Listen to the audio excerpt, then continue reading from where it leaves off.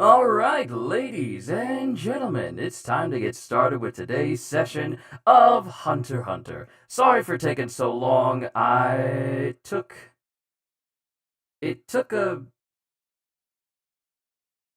was shaving. I was shaving and it took longer than expected, so I apologize for the late start. Well, let's go ahead and get started now, shall we? Let me just refresh the page here for the volume we're going to be reading. You always got to do that every now and again. But now we're ready. Yo, peoples, Shu92 here, and welcome back to more Hunter x Hunter. Today we are going to be reading through Volume 8 of this series. That includes Chapter 65 all the way to 73. Now, that is a 1, 2, 3, 4, 5, 6, 7, 8, 9, still 9 chapters. Also, D-Train, it is good to see you. It is good to see you. Last we left out on, we pretty much concluded the Heaven's Arena arc, where Gon faced off against Hisoka, but Hisoka still won in the end. Basically, the entire arc was of Killua and Gon learning the basics of Nen, and them basically discovering, and Wing discovering that they're bona fide geniuses when it comes to using Nen, and even learning it. They learned within like a couple of weeks what took Zushi like months in order to do. So they learned all the stuff that they wanted to from the Heavens Arena, fully being recognized as hunters, because when you get your hunter's license, it's not enough for you to know how to be a hunter, but having an understanding. Oh, snap, I forgot.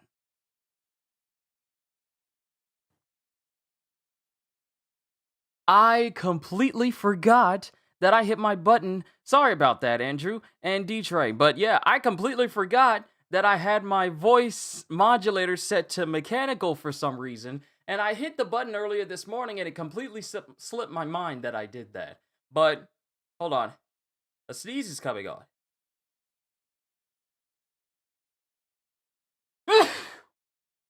Whew. Andrew, I'm glad you said something. Otherwise, the entire beginning of this whole thing would have been messed up. But yeah, too long didn't read. Gon and Killua basically learned everything they needed to, and we are now leaving the Heavens Arena and moving on to another adventure. So let's go and get started with Chapter 65 about Ging. Cause Killua said that he wanted to go back to Gon's hometown in the last chapter and meet his Aunt Mito. So now we have Chapter 65 about Ging. And this is Mito speaking to Gon. Ging is my cousin. My earliest memory is of Ging's back. I was running behind him trying to keep up. I think I was 3. It feels like all I ever did was try to keep up with him. He took the hunter exam when he was your age, before he turned 12. And another part where it's Chapter 65 about Ging.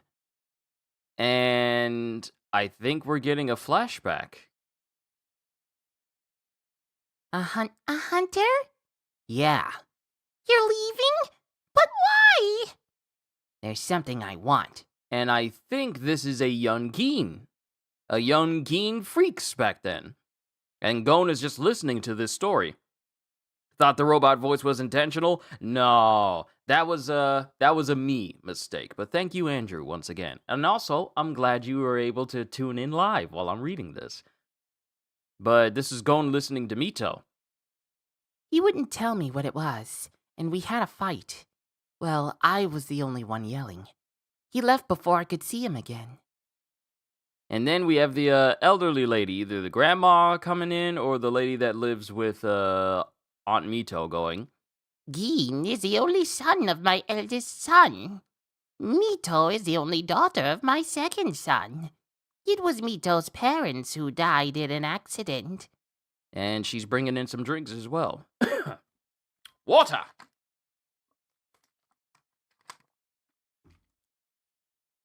Right after Ging had left, they were on vacation. Ging's father was lost at sea soon after.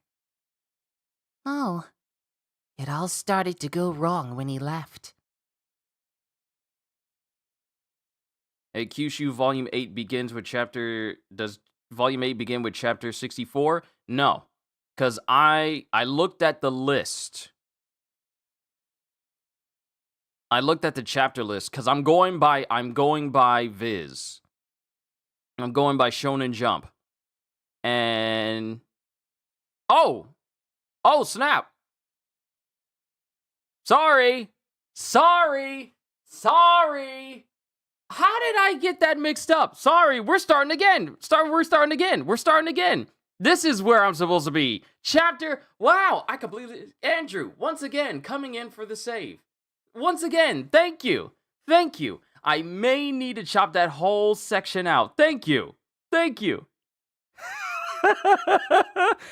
you, Andrew, once again for coming in for the save. If it's not my voice, it's me missing that entire section where it's chapter 64. Thank you for saving this entire playthrough, this entire stream.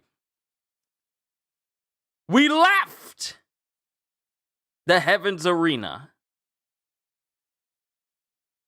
And then Killua said that, hey, I want to go visit your hometown. So now we're about to see what happens directly after chapter 63, correctly this time, with chapter 64, Homecoming. Why didn't I register with me like, hey, 65, wait a minute, 63 is where I left out on. So once again, Andrew, thank you. But chapter 64, the real start of this, Homecoming.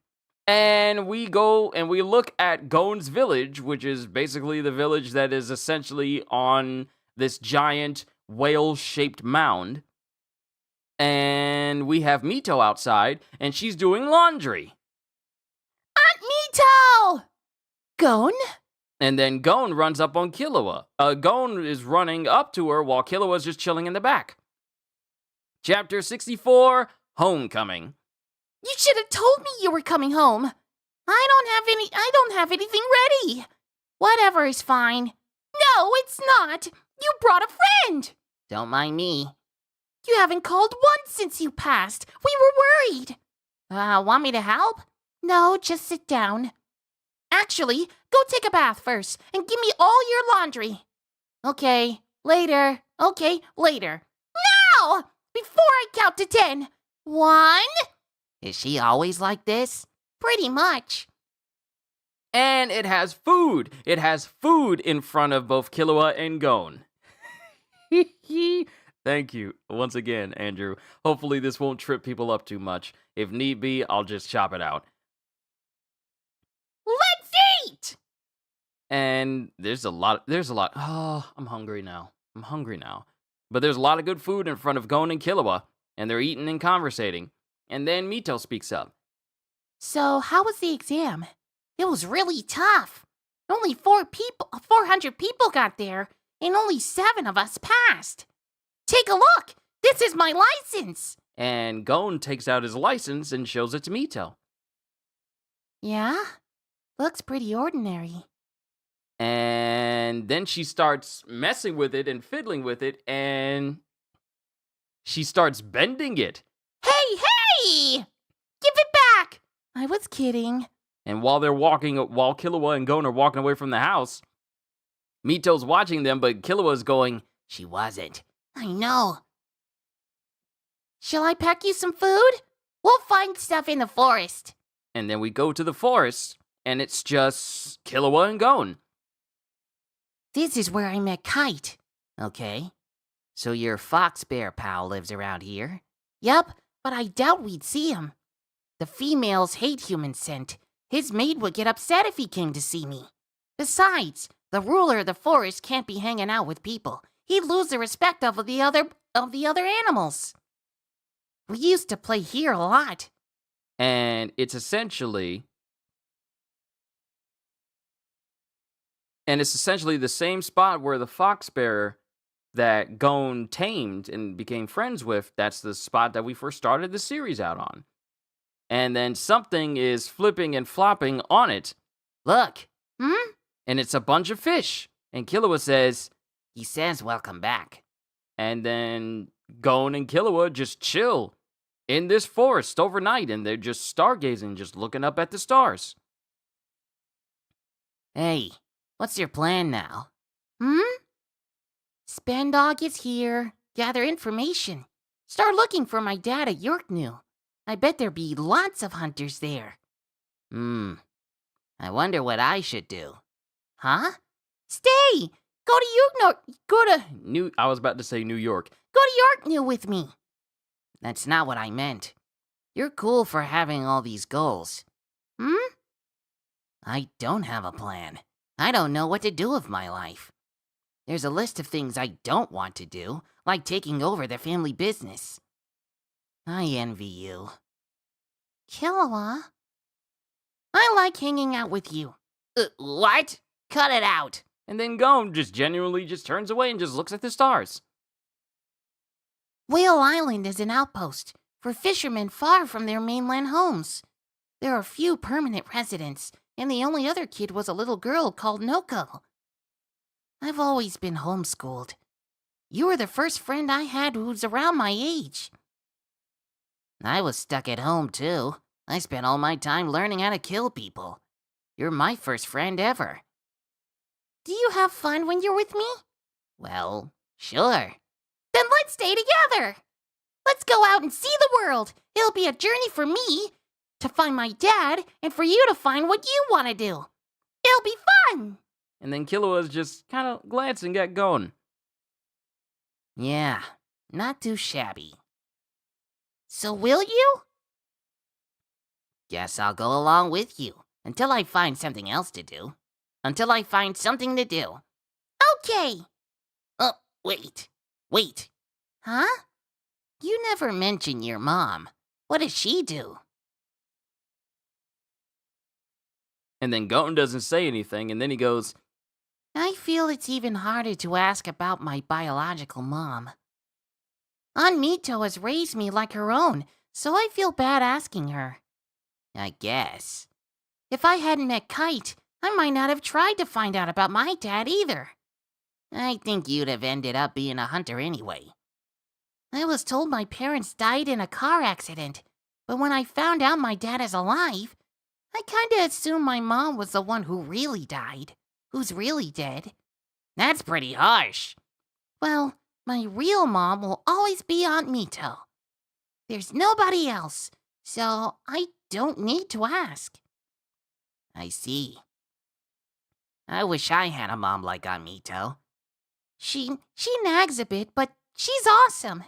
And Mito apparently followed Gon and Killua there, because she's hiding behind some bushes, holding a whole meal for them. And then we just see more of the stars. And then we have Killua and Gon back at the house. And Killua's, I guess, getting his bed ready. No, it's the daytime now. And there he's helping make beds. And then Gon is helping put dishes away. Gon is putting dishes away. And then Mito speaks up. Say, what? How long can you stay here? About a month or so. Then you're going to go look for Ging? Yeah. And then Mito leaves. Yeah, she leaves, and then she comes back. And then she sets a box in front of Gon. Ging left this box with me. He told me to give it to you when you became a hunter. My dad left this for me. I'll tell you everything. All I know about Ging. And that is the end of chapter 64. The correct start to this reading. Once again, thank you, Andrew. But we have a little tidbit here at the end. Our Egyptian travel log number 1. My wife and I took a trip to Egypt. We divided our clothing and stuff equally between our 2 suitcases, just in case one of them got lost. It didn't matter. Neither one of our suitcases arrived in Egypt. We had a connection through Heathrow Airport in London, and for some reason our luggage got sent back to Tokyo. We told our Egyptian guide about it, and he just kept saying, "Don't worry, it's all right, no problem." In the 2 weeks we spent with him listening to his Japanese, he appeared to be most fluent with these words. He must use them all the time. We received 840 Egyptian pounds from the airline as probably an apology. A pound is about 30 yen, 17 cents. We lived on this money for the next day. We had heard that all Egyptian bills were dirty, but we were wrong. Only some of them were really filthy. The 1 pound bill we got as change at a souvenir shop smelled like cat butt. Descriptive. I suppose it was better than the other places that wouldn't even give any change, but I'm not sure. We ended up getting our luggage back 30 hours after we arrived. And that is the end of chapter 64. Onwards to chapter 65. Chapter 65 about Ging. Now it makes sense. Ging is my cousin. My earliest memory is of Ging's back. I was running behind him trying to keep up. I think I was 3. It feels like all I ever did was try to keep up with him. He took the hunter exam when he was your age, before he turned 12. A hunter? And this looks like a flashback with Ging and Mito when they were kids. Yeah, You're leaving? But why? there's something I want. He wouldn't tell me what it was, and we had a fight. Well, I was the only one yelling. He left before I could see him again. And then we have the granny come in. Ging is the only son of my eldest son. Mito is the only daughter of my second son. It was Mito's parents who died in an accident. And Gon is listening to all of this as she brings them drink. Right after Ging had left, they were on vacation. Ging's father was lost at sea soon after. Oh, It all started to go wrong when he left. And then Gon is listening in. And this is where I kind of stopped because I was reading the wrong chapter. But now we continue. I don't know anything about your mom. Ging came back 10 years later. He held a baby in his arms. That was you. the first thing he asked me after all that time was if I could take care of his kid for a while. I asked where his mother was, and he only said they'd broken up. Right when I was about to say sure, she hollered, "What's wrong with you?" loud enough from the entire island. Grandma! I thought he wasn't fit to take care of you, so I got custody. And you know the rest. She screamed at Guy, "Never come back! Grandma!" Anyway, this is what he left behind. And then Gon is holding this sizable box in his hands. Who knows how many times you threw it away? That's because you kept putting it back in the same place. And then Gon looks over at Mito all like, huh? And then tries to, and just motions away in order to, as if to say like, okay, you're not going to throw it away now because it's mine. And then Granny's laughing. If you'd really wanted to get rid of it, you wouldn't have put it in the wastebasket. And then Mito's pouting. That's it. That's all there is. That's all I know about Ging. I might as well not know anything. There's no other trace of him here. He didn't leave anything except for that box. And then Gon has just got his finger up to his mouth and he's thinking and goes, Ging. Ging. Yeah, it sounds right to call him that. Aunt Mito, tell me more. What was Ging like as a kid? And then Mito's eyes just kind of highlight as if to like go like, wait, you want to know more about him as a kid even so? And then the granny's even smiling and laughing. Does it sound weird? It seemed more natural to call him by name. No, but is hearing about his childhood enough? Yeah! Did he have any friends his age? Well, Ging and I were the only kids. I wanted him to play with me, but he'd always go off on his own. She got lost countless times. Yeah? Is that all you remember? She'd go running after Ging in the mountains. When Ging would come back by himself, we'd all panic. And it shows Mito by herself, huddled up in like the roots of a tree in the forest. Then we got Granny. The whole island would go on a search, but Ging always found Mito first, wherever she had ended up. We started to think it was a prank. What? Really? I wouldn't do that. You were always in some nook or cranny, as if you were trying to hide. I was? Mito. Oh wait, this is Ging. Mito. Found you.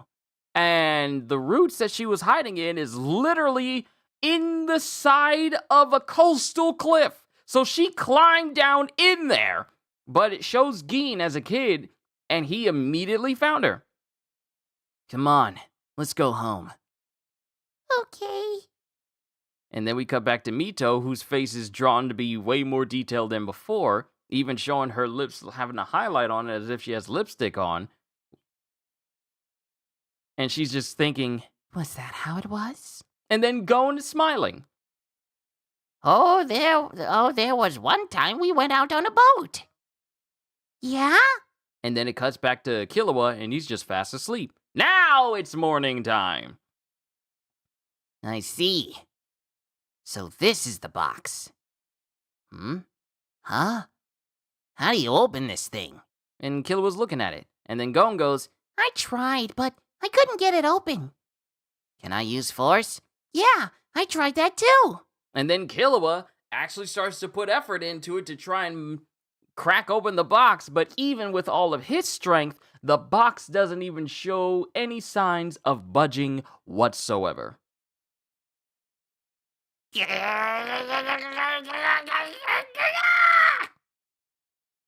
This is no ordinary box. Even if it's welded, I should be able to wrench it open. I know. We don't know what's inside, so we can't very well smash it. And then he's just shaking it, but it's not making any noise. It doesn't make a sound. When you became a hunter. And that's when it dawns on Killua. Oh, maybe. One thing we haven't tried. Pardon me. One thing we haven't tried. What? What do you have now that you didn't have before? Oh yeah, the hunter license. But there's no slot for it. Not that. I mean Nen. Oh. And then Gon immediately starts using Nen. He projects his aura out, it envelops the box, and then the box starts shining, and it flashes from the inside, and it breaks open immediately. And inside this box is another box. And then I'll put that box inside of another box, and then I'll mail that box to myself, and when it arrives, I'll smash it with the hammer! Sorry, but yeah, it's another box inside of this thing. Another box within the box. Yeah. And Killua is picking up what made the outer shell of this box that was holding this smaller box inside, and he goes, Steel sticks. No trace of adhesives. And he's looking at it. These marks look familiar to you? And there's markings on the sticks themselves. Yeah. These were similar markings on the thread Wing tied on my finger. Yeah. And he said he made it so using Nen would release it. Sounds like these markings have Nen-like powers. Yeah. So what about this box? Oh, this must be the slot for the license. And there's a slot on the front of this box, along with like a secondary cross type, a plus sign type opening, and what looks to be like a little symbol on the front of it, either a button or a latch. And there's a slot for him to stick his hunter license into. And then there's a sound. Bingo! And inside are other things. It looks to be a ring, a cassette tape, and something. A ring, a cassette tape, and a memory card. Look, the same pattern inside the band. You shouldn't put it on just yet. Why? You think Ging would try to mess with me? Just in case. Shall we listen to the tape then? Okay. Set it to record, too. Huh? Just in case. And they start listening to this. And someone's voice pops up. Hey, Gon. So you've become a hunter too. There's one question I want to ask. Do you want to see me? Ah, this must be Ging. And that's the end of chapter 65. Okay. All right. Our Egyptian travelogue number 2. The pyramids were the big thing, of course. Of the 3 famous Great Pyramids, we went inside the first and the third. We climbed up a long, dark shaft. There were electric lights, but they weren't on. It felt like the path was forked. Like I said, there were electric lights, but they weren't on. So we simply kept following the people ahead of us, and eventually reached what seemed like the burial chamber. Only 300 people are allowed inside the pyramid per day, 150 in the morning and 150 in the afternoon. There were about a dozen other foreign tourists clustered inside this 5-meter by 10-meter room. Suddenly, we heard this odd moaning coming from the center of the chamber. It was a monotonous voice that sounded like Om, like a chorus endlessly tuning to middle C. It was dark, so I couldn't really tell, but someone's flash went off and I saw them for a split second. There were about 5 or 6 Westerners, mostly old men, but there was one young woman too, holding hands in a circle with their hands raised high, all moaning Om. I bet the other tourists were weirded out like we were. Then, these people started hugging each other ecstatically, and clung to the walls of the chamber and started moaning again. Whenever the rest of us took a picture, they said, "Don't take pictures of us." I was too scared to say anything at the time, but we were taking pictures of the chamber, as if we'd care about random stupid people. But actually, I did sneak a picture of them too. Oh, that's funny. But onwards to chapter 66, and we're going to chapter 73. So, let's keep it going. Chapter 66, The Tape. One thing I want to ask. Do you want to see me? If you do, keep listening. If you don't, just press the stop button. And then there's silence. I guess that's a yes. I'll ask again. Are you sure? Hunters are a bunch of egomaniacs. We cast aside everything else to get what we want. You should stop the tape here if you just think it would be nice to see me. I'll give you a minute to think it over. And a minute starts to pass now. Now what? Or do I even need to ask? And then Gon's just sitting there, and then Ging's message continues. All right, so you want to see me that much. Well, I don't want to see you. Honestly, I don't know how I could face you. I quit being a parent for selfish reasons. I'm not a decent guy. At least 10 years will pass before you'll listen to this tape, but there's one thing that'll never change. I'll always be the guy I am. And it also shows that Mito is, taking care of laundry outside while Killua and Gon are listening in. And then we get this big, burly man who has facial features similar to Gon, sitting on top of this toad-like creature, and he's making the same sounds that it's making. He goes, brrr, and this creature's going, brrr. And this creature's sitting on top of another creature that's also going, brrr. And this creature is flying as well. So Ging is sitting on top of this creature that's sitting on top of another giant creature that's also flying in the air. I'm sure I'll be off horsing around somewhere. If you still want to see me, then come find me. But like I said, I don't want to see you. If I hear you coming, I'm gonna bolt. Try and catch me. You're a hunter now, aren't you? And then Gon starts smiling and he starts getting excited. Your dad's a tough customer. Yup. And then Killua starts to move. Killua starts to move to stop it, then Gon goes, Hold on. "Hmm?" Ging's still there. And then there's silence. And then Ging continues. "Oh yeah, one more thing. About your mom. If you want to know, keep listening. And if you don't..." And then that's when Gon stops the tape. You sure? Yeah. But he might have given you clues. No, I don't think so. It's just a gut feeling. Besides, I told you, Aunt Mito is my mom. Let's go eat. And then Gon is preparing to leave, and then the tape recorder starts making these weird sounds. And it's... yeah. Apparently something's happening with the tape recorder. Hey, Gon! The tape is rewinding itself!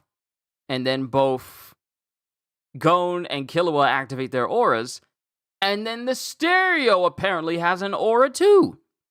The stereo has aura?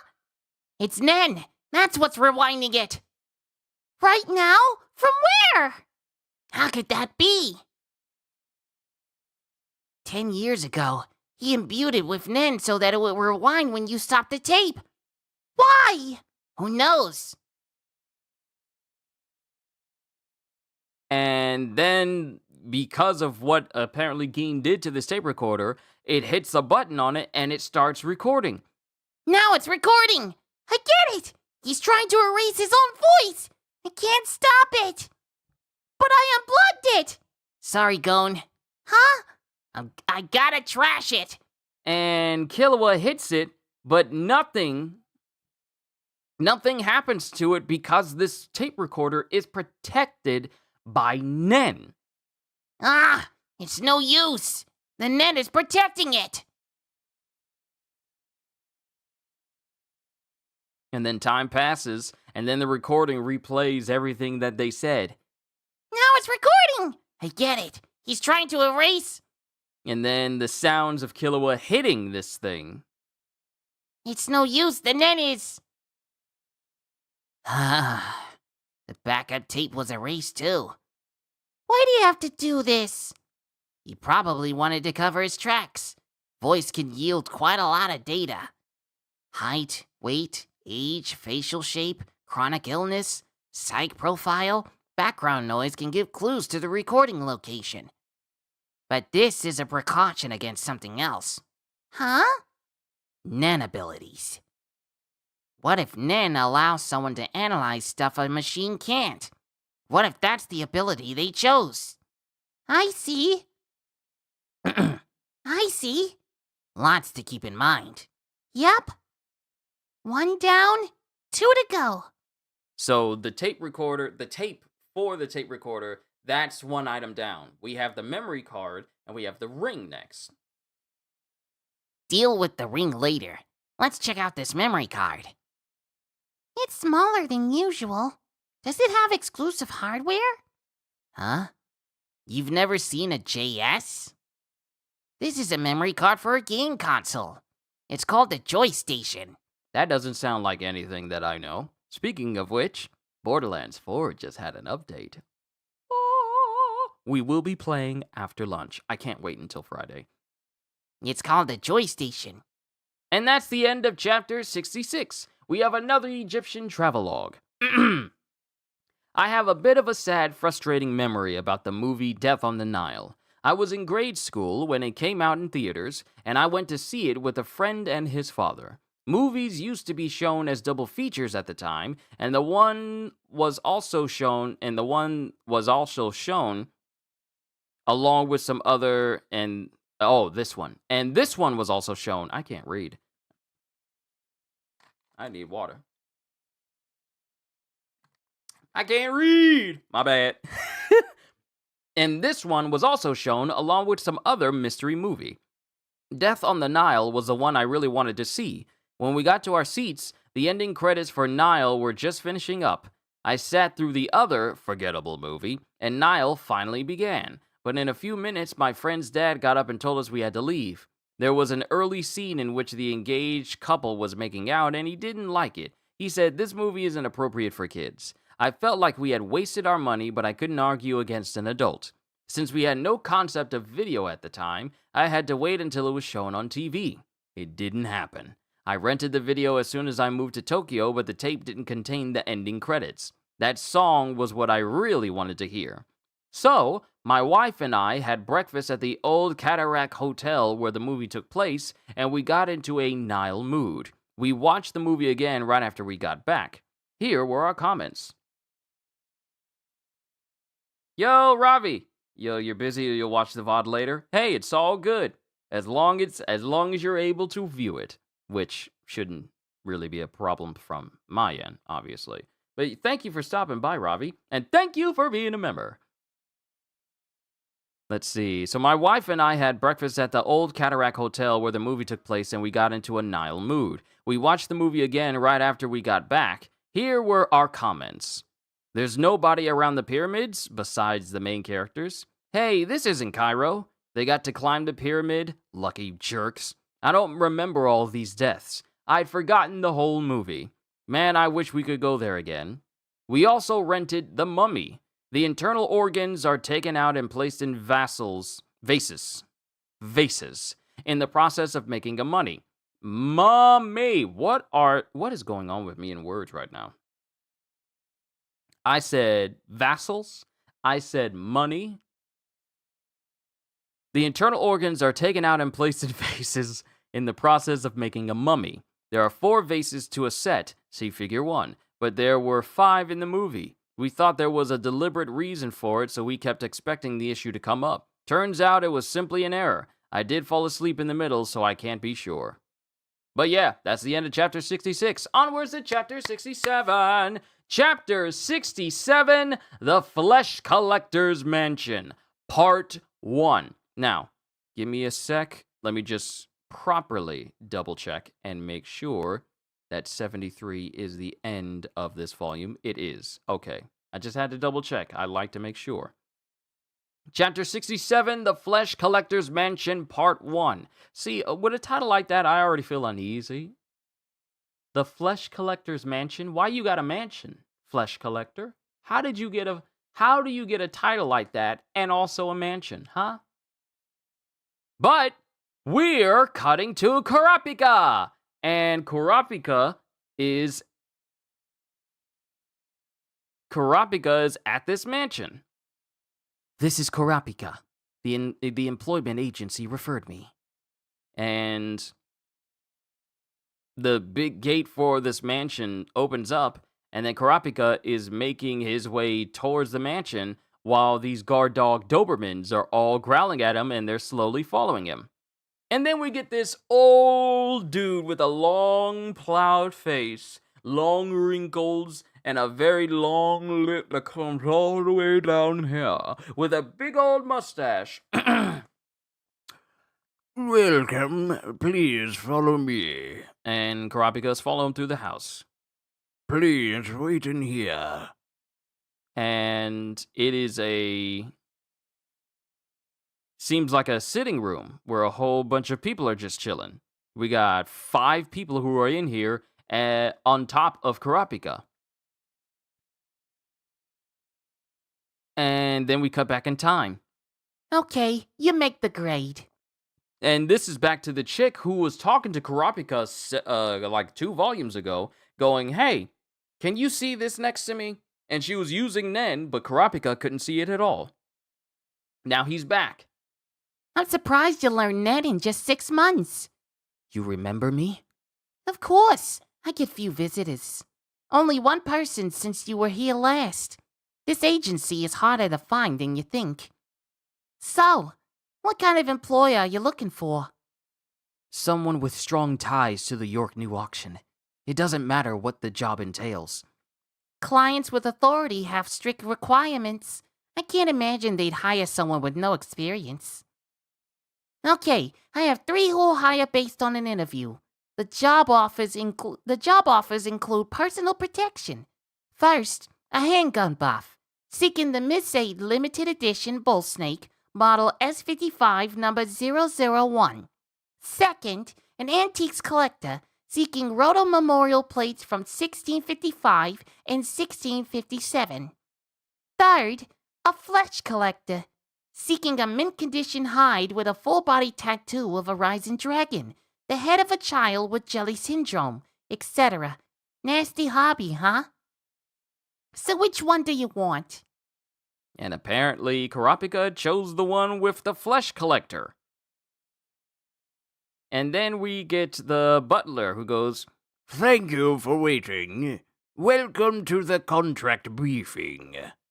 And a screen comes down, like a whole projector screen comes down. The butler flips the switch, and this well-dressed dude with a very creepy flat-top face is speaking. "We won't ask if you are licensed or not. The most important thing is whether you can get what we want. The auction is a month away. Each of you should bring back any one item from a list we'll hand out." And mind you, this dude is surrounded by two ladies as well. "Here you go, sir. The data card." And everyone gets it, and we see on this list are Kurta eyeballs. Must be scarlet, a set complete, with head preferred, difficulty A. And one of the people who have been contracted for this job, he's looking going, "You look pale. Getting queasy?" "That's only the beginning. They're all legal to own. It'll get worse once we're officially hired. Think preserved corpses carrying the deadliest pathogen. My craziest client ever wanted a newborn." "Quiet." And then the dude stops talking, and he's got like this big mustache that extends over to his sideburns as well. Don't talk to me. And then everyone just gets quiet. Everyone's quiet. But the fact that Kurta eyeballs, which happens to be the eyes from Karapika's clan, that's already drawing some concerns. Once hired, you'll be in charge of security and acquisitions. I wish you luck." Mind you, so the people we have on this group, we don't get their names yet, but we have one dude with a very crazy mustache that extends into his sideburns. Then we have another dude who could be of Indian descent with like a dot in the middle of his forehead. I don't know the exact name for that. But he has slicked back hair. He's got a good hairline. Then we got another dude with short hair, short hair, but his sideburns also go down and they curl up beside his face. We have a lady whose hair is kind of strung out in certain places, but it's still getting pulled back. She has a necklace on and earrings. And we got one dude that basically looks like Mole Man from Marvel Comics. Just a receding hairline, saggy eyes, and buck teeth. Oh, wait. Never mind. I remember. I wish you luck. And then we have Karapika. I will integrate myself and win their trust. The man on the screen probably isn't even our actual client. I'm still a far cry away from my goal. I must get as close as possible until they let their guard down and share their secrets. There are two things collectors want. One is rare and valuable items. The other is friends whom they can brag about their collection. There must be social ties between our flesh collectors, a network of scum who make a contest of their disgusting appetites. I'll arrest them all, every last one. And big mustache dude goes over to the door and he tries to open it, but it's not doing anything. The door won't open. Oh, I forgot to mention one thing. The minimum requirement for employment is to be tough, at least tough enough to get out of here alive. And all of a sudden, while the dude's looking away, knives stick straight through the door as if to try and skewer him. And the dude and big brow mustache flips away. He just flips away completely. As we get people in these suits and suits and masks coming in with swords, and they also have guns. And as soon as that happens, they take aim at all these people who are taking on this job. But poor Butler gets put up in the line of fire by the lady, and he gets gunned down. Like, bullets all over his face. Like, he's dead. He's dead. There's one literally in the middle of his forehead. He's dead. But everyone is taking cover as well. And then we get Kurapika, who's getting ready to fight too. And that's the end of chapter 67. Our Egyptian travelogue number 4. We went to see a whole lot of tombs. There's a mass of royal tombs concentrated in this place called the Necropolis. There are no tombstones. They're just holes in the ground. Most tourists pick 3 or so famous ones to look at. We went to the Valley of Kings, the Valley of Queens, and the tombs of the nobles, and looked at 15 tombs in all.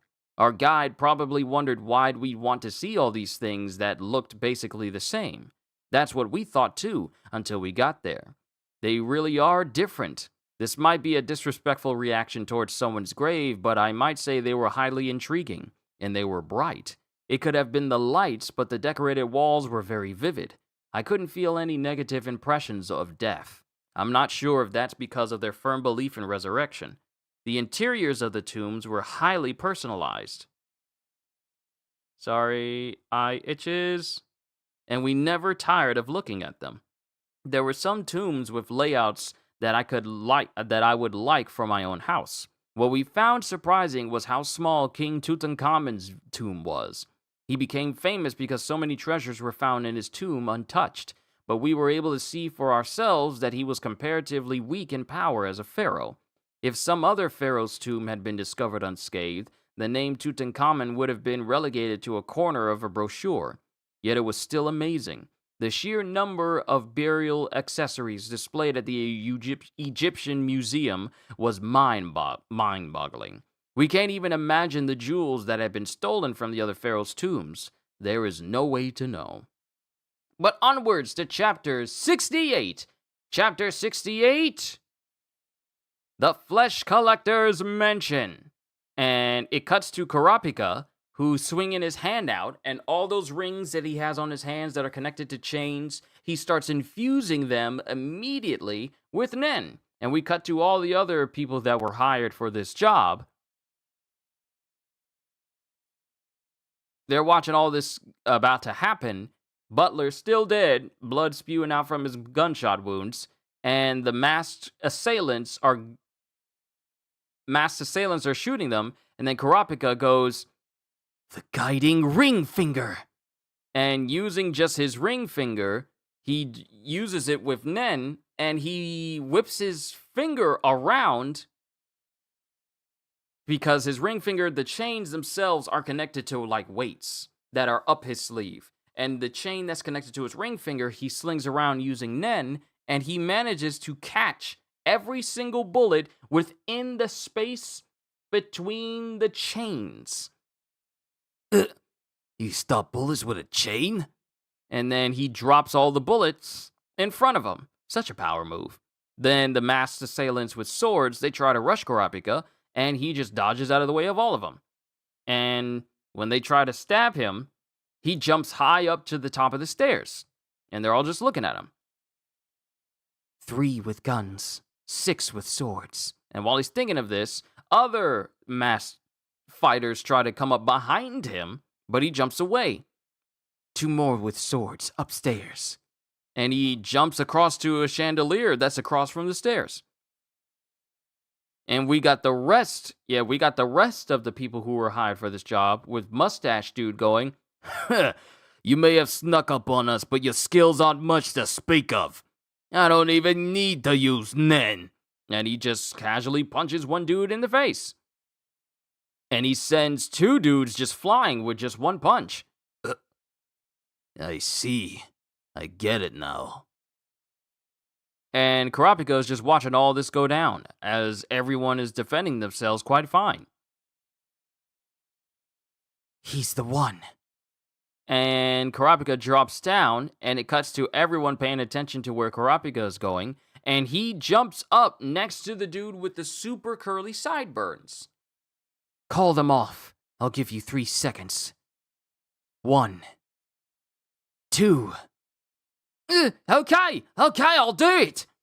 And all of the masked fighters, they stop, and they basically just deflate as if they were made from smoke, and all their weapons they just literally deflate, and just like a puff of smoke, it just their clothes just crumple to the ground.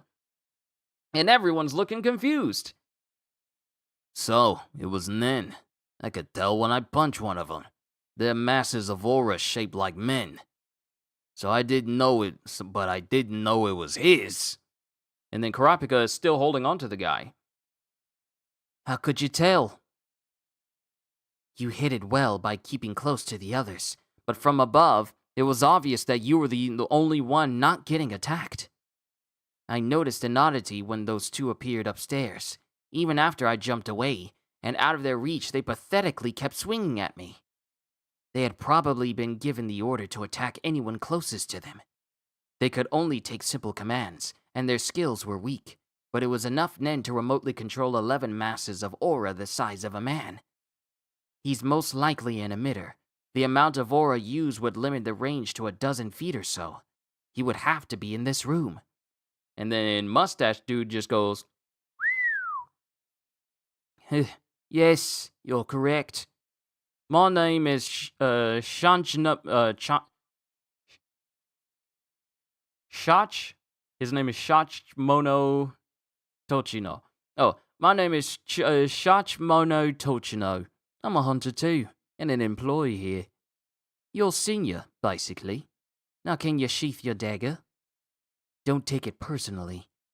Don't take it personally. I was ordered to do this. He told me to test you with real threats. I didn't think I'd get exposed so fast. Well, you four should be able to escape easily. Good luck. And Shachmono just sits down. I'm just going to call him Shach. I don't know. I need to be careful. I need to be careful with this dude's name. I don't know why, but I feel like I need to. I'm just going to call him Tochino. Tochino just sits down, and he's just smiling at the rest of them. Then we get Mustache Dude. So there's another one. You meant to make us second guess, but it was the wrong call. I'll find out whether there are other infiltrators. And he hangs down the weight from his ring finger, and he starts...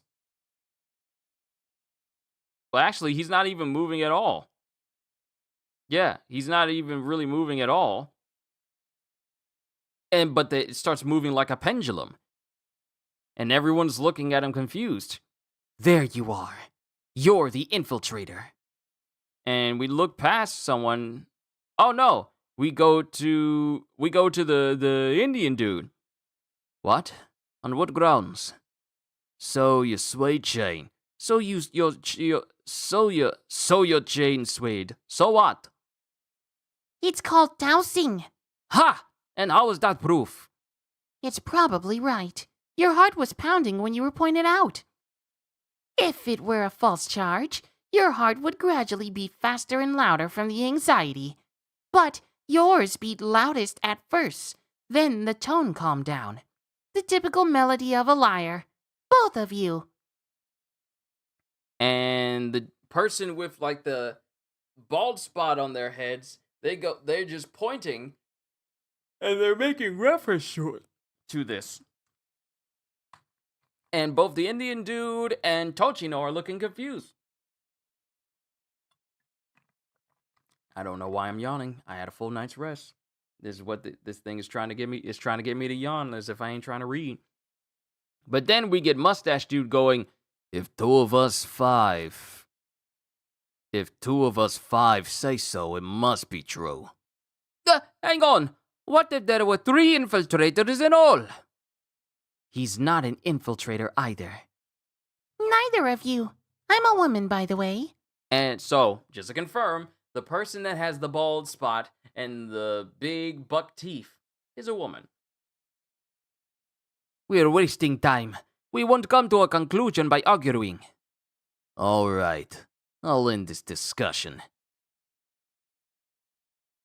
And Mustache Dude writes something on the sheet of paper. My hand makes a punch, and whatever I hit will burst in flames a bunch. The Wandering Haiku Poet! The Wandering Haiku Poet! And Mustache Dude takes this haiku in his hands, punches a chair, and it bursts into flames. It's not burning as well. That was a dud. This is called a haiku, a form of poetry in my native country. Whatever I compose becomes real. End the story. Now for the one that counts. And he starts making another haiku.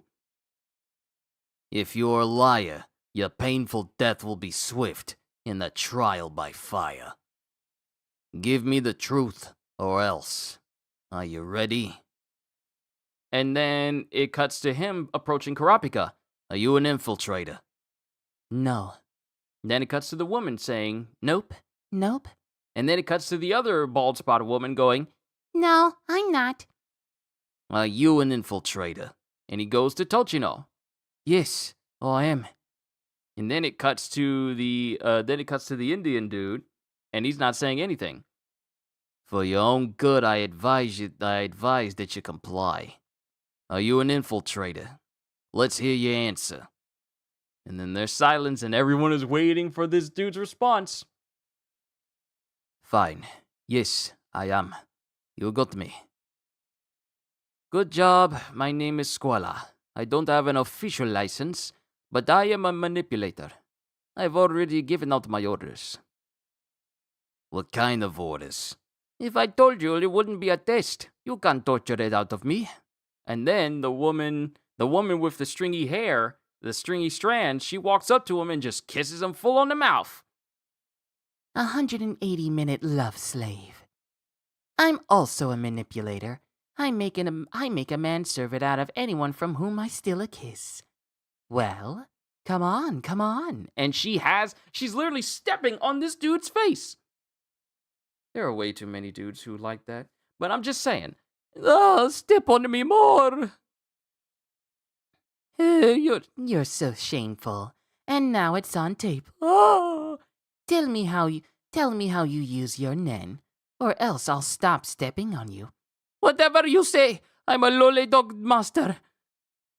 Oh man, She's evil. I'll let loose all sorts of dogs. First, a Maltese, Saint Bernard, and Bulldog. Oh wait, I've let loose all sorts of dogs. First, a Maltese, Saint Bernard, and Bulldog. Kurapika, Basho, Melody, Bai's escape from the mansion. It's funny how we get their names, but we don't actually get introduced to who they are specifically within this chapter formally. But yeah, Kurapika, Basho, Melody, and Bai's escape from the mansion. And that's the end of chapter 68. And a little afterward, I drew some illustrations for a trading card game. When I was in junior high, my little brother and I made ourselves a board game. The goal was to collect treasures while slaughtering monsters, and it was called the Massacre and Slaughter game. The battle system used dice, and I made it so that you could play by yourself. You can see I had high potential to get sucked into video games. I don't have time to make board games anymore, but I'm interested in collectible card games, and I have plans for a couple of video games, only in mind. So I drew some art for a trading card game called Dragon Kingdom. I'm most fond of the cards called Heresy's Advocate. It's pretty cute, so check it out. Onwards to chapter 69. We're almost done, ladies and gentlemen. Just 70, 71, 72, 73. Just 4 more chapters after this one. Chapter 69, Greed Island. And we have Gon and Killua. Toyland is an online database of toy stores. Tell it what we want and it'll give us a list of the closest stores to us, along with reviews and such. Like if we wanted something for cheap, it'll sort the list out by price. Huh. 1 Joy Station and a memory card for same-day delivery. Oh good, they got some. But How do we find out what game this is? There's nothing written on it. We can't play something without software, right? You really haven't played video games before, have you? Chapter 69, Greed Island. Wow! The good old JS. It's 3 generations old and still on the market. Amazing, huh? It's 'cause of the cult classics. Cult? This is where you put the disc. Uh-huh. Leave this empty, insert the memory card, and turn it on. It displays the card's contents. We'll be able to see what game it is. I see. And then something pops up on the screen on the J station. See, y'all can't be talking about games. Y'all can't be talking about games. Y'all need to stop. And it shows a memory. It shows a memory card, and it's just apparently It's a single game. Using up all 30 slots. That's a lot of memory. It might not work, but I'll make a spare copy. Okay. and he starts copying over, and we have the text saying, "Copying Greed Island." Greed Island? Ever heard of it? Nope. Now that we know its name, we can order one from Toyland. Fetch. And he searches for it, and it says, "No matches found." Huh? I bet it's because we wanted same-day shipping. Let's get a list of all stores that sell it. And it says the same thing, no matches. What's going on? Nobody has it in stock. So it's sold out. It's possible this game was never on the market. What does that mean? Maybe it was made for private use, or its sale was banned for some reason. Let's do a search for it. The Game Almanac has a record of all games ever sold. Here we go. It was sold through legal channels. Greed Island, a hunting game exclusively for hunters. Produced and sold by Maryland Incorporated. Released in 1987. Exclusively for hunters? And it goes at a price of $5.8 billion. 5.8 billion? That's insane! And 100 units sold? How is this a release? Well, now we know it's obviously sold out. Might the company have it in stock? Let's call this Maryland Incorporated up. Greed Island, one moment, please. It's gone out of print, and there are no plans for a re-release. The game was developed by a subsidiary, but it no longer exists. It's not even in any used marketplaces. So we'll have to find someone with a copy. Usually, you'd post on an auction site and wait for someone willing to sell. But could we afford it? We have 800 million combined. We need 5 billion more. I don't know about that. Huh? It depends on the seller's asking price. Being asked to pay more than retail is common. And then they're just thinking. And then go and try something. Well, let's try posting anyway. I doubt we'll get any replies. Wanted. The Game Greed Island. Name your price. There. And they're immediately already getting searches. What? I don't get it. 10,000 hits already? They must be trying to sell us fakes. With so much money involved, I'm not surprised. I give up. We can't verify every one of these guys. Besides, we can't tell the real thing apart. Hardcore places would have more info, but I'm no expert. Is there anyone who knows a lot about video games and the internet? And then Killua thinks. There is, in fact. He might even own Greed Island. Really? I'm not gonna like asking him, though. Who is it? Hello? Goto? It's me, Killua. Can you get Piggy for me? Don't lie, he never leaves the house. Tell him I'll smash his figurines if he doesn't get on the phone in 10 seconds. And then his brother gets on the phone. I'm busy, what do you want? And I'll kill you if you lay one finger on my figurines. I was kidding, bro. And the only brother that Gon can think of is Illumi. Sure, Greed Island. Greed Island, sure, I've heard of it. I didn't know you were into rare video games. No, I don't have it. I wanted it though. I was only 5 when it went on sale. And mind you, it shows his brother's room, and there are tons of figurines, including life-size body models. I hear there were 220,000 pre-orders for the 100 units, even though it cost 5.8 billion in cash. I couldn't even track down the buyers. It's a legendary game in many ways, and he's just picking out and chowing down on tons of food. Why? Are you trying to find it? Forget it. Even I had to chalk it up as a lost cause. Really? You were forced to concede defeat? Yeah, it was a long time ago. I got some leads now. But it's not worth it considering the effort and money involved. That's all. Yeah? So what are those leads? As if I tell you for free! What if it's in exchange for a memory card with Greed Island on it? How'd you get one? We have our ways. With your skills, I bet you can analyze the data and reverse engineer the game itself. This better be genuine. I'm not so stupid that I'd lie when I'm making a deal. Okay, I have 2 leads. Wait, a cell phone's too risky. Nah, this won't be any use to eavesdroppers.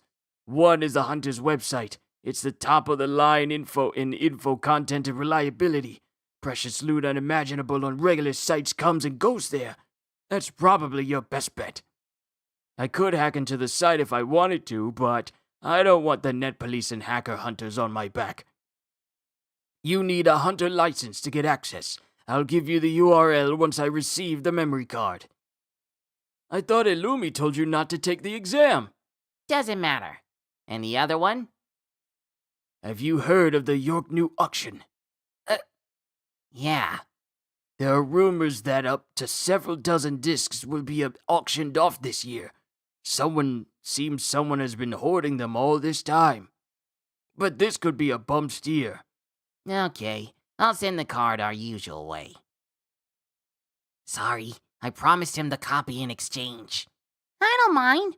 Now we have 2 hopeful leads. First, there's the Hunter's website.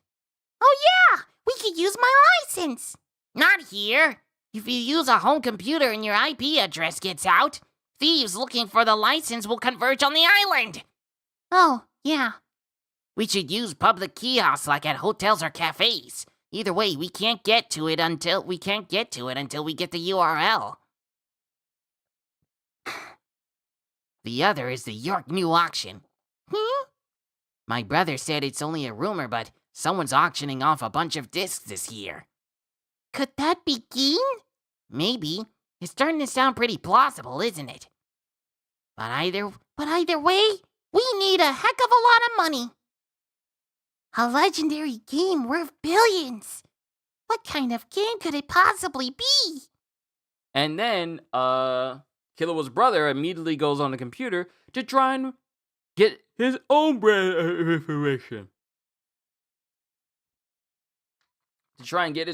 of information.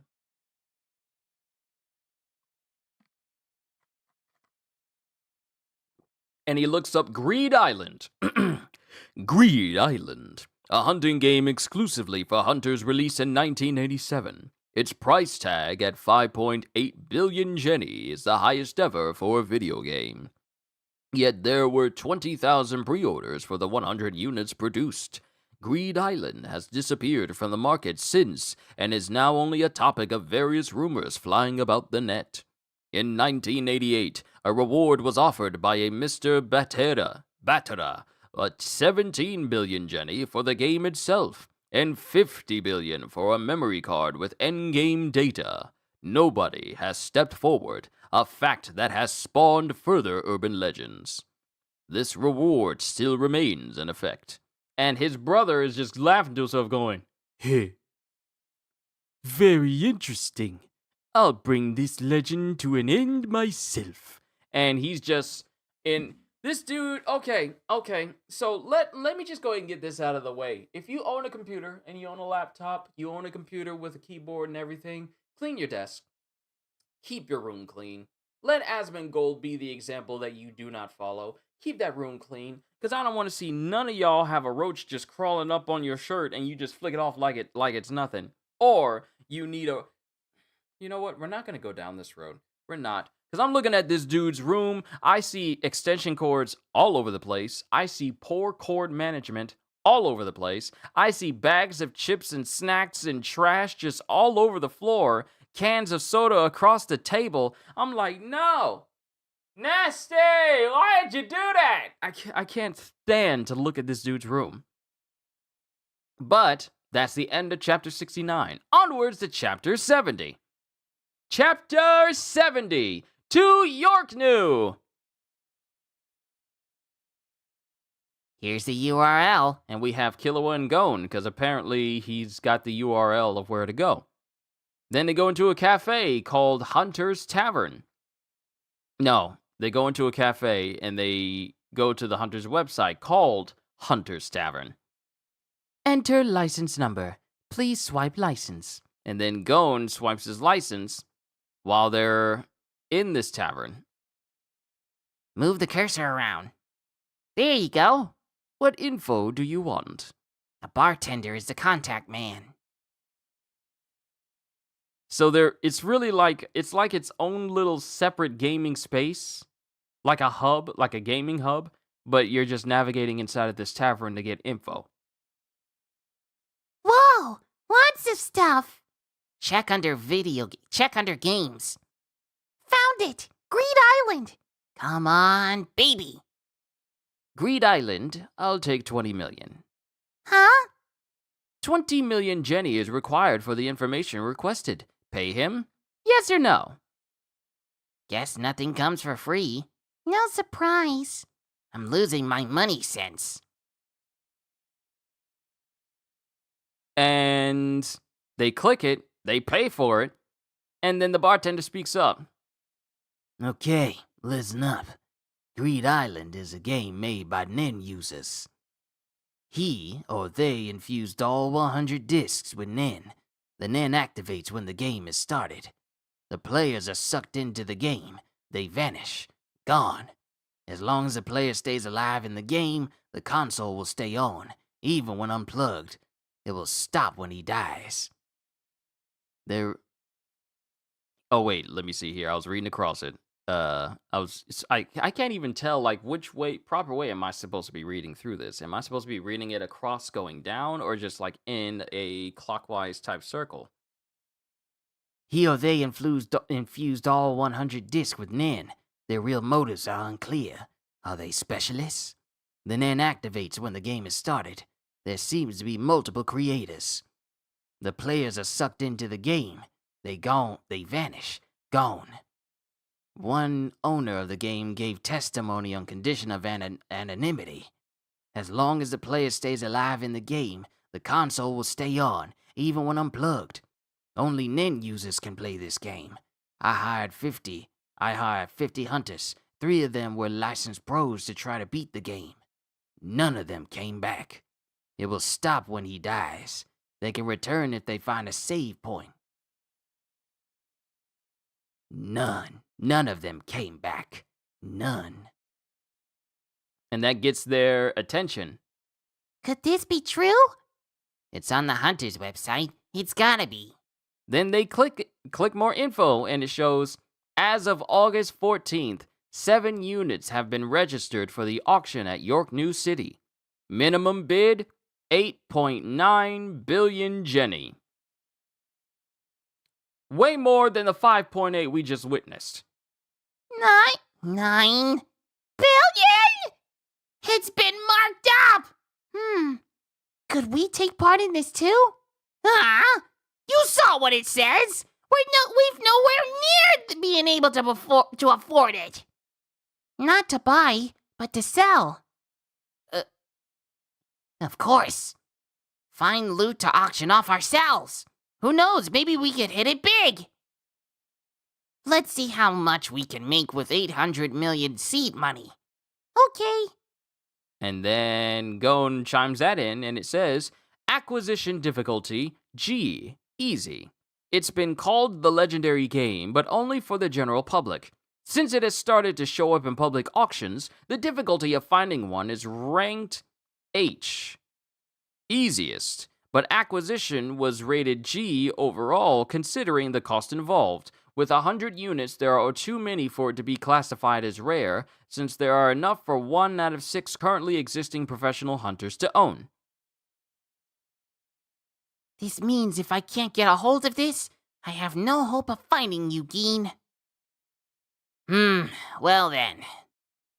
Let's make this thing ours! And then Killua sits down and prepares himself to help out Gon. We'll first hit internet flea markets and open auction sites. Then we'll try to resell stuff for max profit. And it just shows a montage of them going back and forth, until it's evening time and nighttime of them auctioning stuff off. How much left? 10.84 million Jenny combined. That geezer tricked us! What a fraud! The first vase sold for double, too. Yeah, that was a trap. He let us get chump change so we trust him. Then he swindled an arm and a leg from us. I told you we should stick with reputable sites. It took 8 hours to make a measly Jenny, a 985 Jenny. The way it had like a J in front of the number, it threw me off. It took 8 hours to make a measly 985 Jenny. How many centuries will it take to make 1 billion? It's better than losing money. You thought it was a good idea, too! Oh, yeah?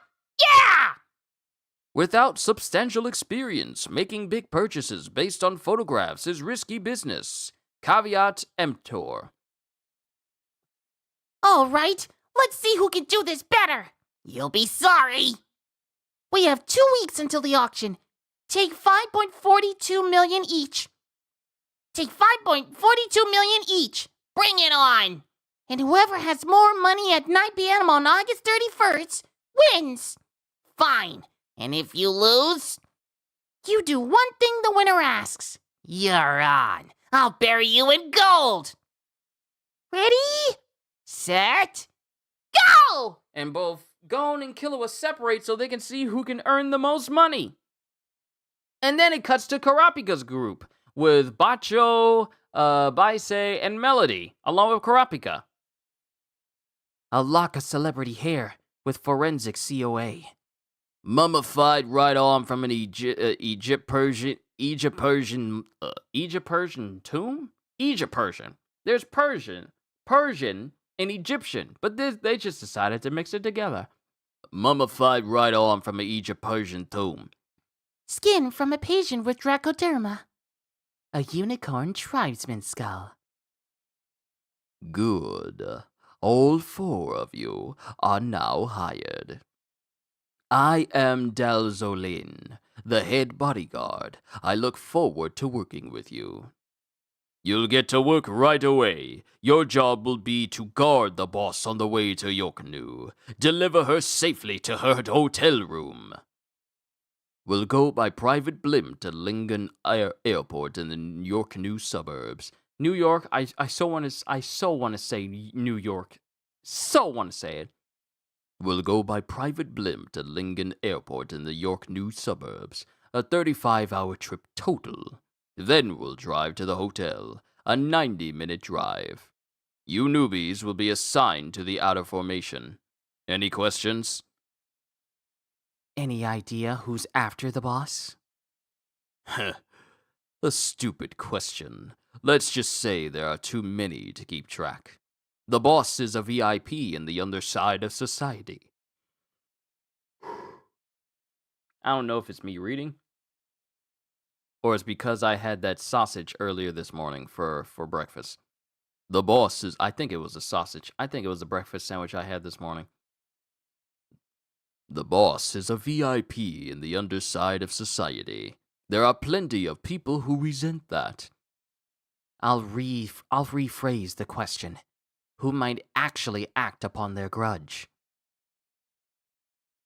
If we can narrow them down and figure their motives, we could more effectively plan countermeasures. You still don't get it. It doesn't matter who attacks the boss, from where or how. You do your job. Drill that idea into your mind. And mind you, he's using like this teleprompter extendable baton to point out what they're going to be doing with the plan. But in his frustration with Kurapika, he just crushes it in between his hands. Drill that idea into your mind. Don't assume who the enemy might be. Everyone who approaches is an enemy. Come, I'll introduce you. And it shows them walking around in this vast mansion. Then they get into an art gallery type hallway, and we are focusing on this one picture that has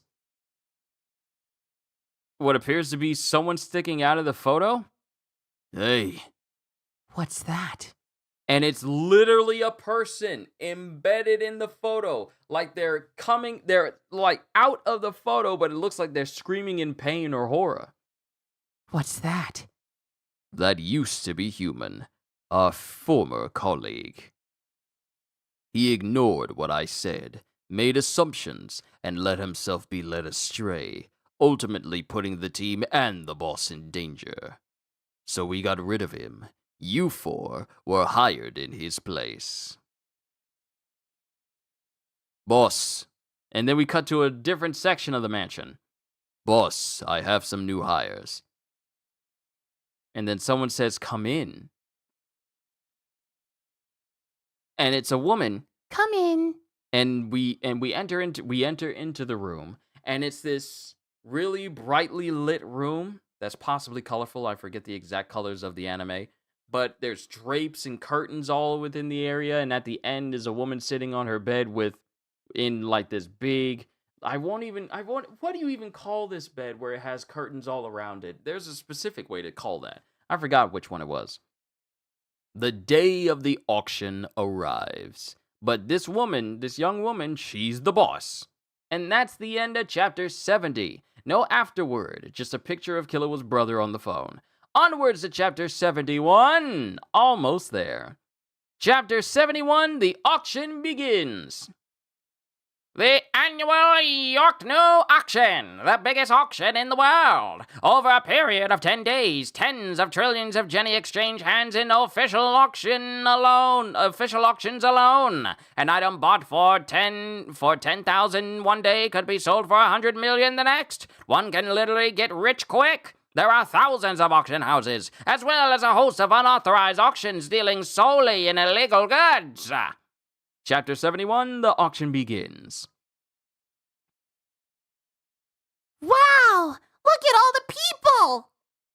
Let's look around. And it's just Gon and Killua. If only Moo Dance hadn't tripped. If only Momo Dance hadn't tripped, in the final turn at 12-1, I would have been rolling in dough. Gambling is never the answer. And mind you, both Killua and Gon have split the money in the hopes of getting more. You shut up! Oh wait, that's Killua scream. That's Killua screaming that he lost money. That's Killua. I didn't recognize that at first. If only Moo Dance hadn't tripped in the final turn. At 12-1, I would have been rolling in dough. Gambling is never the answer. You shut up! Placing an empty can on the street would yield a better return than you. And it shows that Gon started with 5.42, and now he has 5.43. A win is a win. But Killua had 5.42 million, which turned into 200 and, well, is that? I gotta zoom in. What does that number say? He had 5.42 million, which turned into 286 million, which then went right down to 0. But now I have a better knack for negotiation and got lots of inside stories. Most people get ripped off just when they think they've gotten the hang of it. Anyway, I won! You have to do one thing I say. Yeah. So Leorio will get here in the afternoon. And Karapika has been here since yesterday. Karapika's job might not leave time. I'm sure we get a call if it does. Okay, I'll leave my cell on. And why don't you have a cell? All hunters need one. Oh yeah. And then it cuts to them walking past people. This is our hottest seller, ultra thin slice of cod. Come with GPS. That one's not as good. Terrible range, not even waterproof. And the person who says this behind Gon and Killua to warn them is Leorio! Leorio! Hey. Get this Beetle 07. A tad weighty and costly, but it works around the world. Translates 200 languages. Watch and record TV. Really? Gon, let's get it. I'll buy one too. You're early. New cologne? I wanted to surprise you guys. Yep. What is it? Charsace? Yep, Charsace limited edition. Hey, how much for 2? 400K? No way. I say 80K. Forget it then. Huh? How about 95K? 102K tops. How about 95K? 102K tops. Come on, help a poor kid out. 500 more. Jeez, now he's haggling in units of 10. There's a crowd watching us. There's a crowd watching us. And this is Leorio going back and forth with the dude who's selling phones. 110,580 Jenny for just one. Not bad for a shop like that. You overdid it. I'd never seen anyone get applause for buying a cell phone. But thanks for saving us money. Haggling is par for the course. I could do far better when I'm on a roll. I paid 80,029 Jenny for mine. The real deal starts when the guy asks you to leave. He's the polar opposite of an auction. Yeah. So, you guys learned then, right? We sure did. We sure did. You're going to learn after applying to school, right? No, I've learned it already. And then it cuts to 24 hours before the 3 meet up, and we have Karapika's team getting prepared to transport this boss over to the auction. And she's walking towards this very special looking blimp. It's not only a blimp, but it has a giant propeller in the back and on top. It's a helicopter blimp. I don't know how those two could correlate and work well with each other. But everyone's getting ready to go. Here's the batch for September. Is this a bit thicker? Yes. Mr. Rotfelly and I. Mr. Rotfelly and Mr. Trink wanted their fortunes. I warned you I'd quit if you added any more. I'm sorry. They're close friends of your father. And where's Daddy? He has a meeting he can't Please, he's with a woman. And then she calls up her dad. Daddy, it's me, Neon. Okay, Neon, we have a name of this person. It's me, Neon. No, I quit. You can't talk your way out. Uh-huh. No! Well, I don't know. Okay, but this is the last time. I'll really quit if you go back on your word again. And then she ends it. Then she ends the call and goes, Yay! He's gonna give me stuff! What a good deal! I'm glad for you.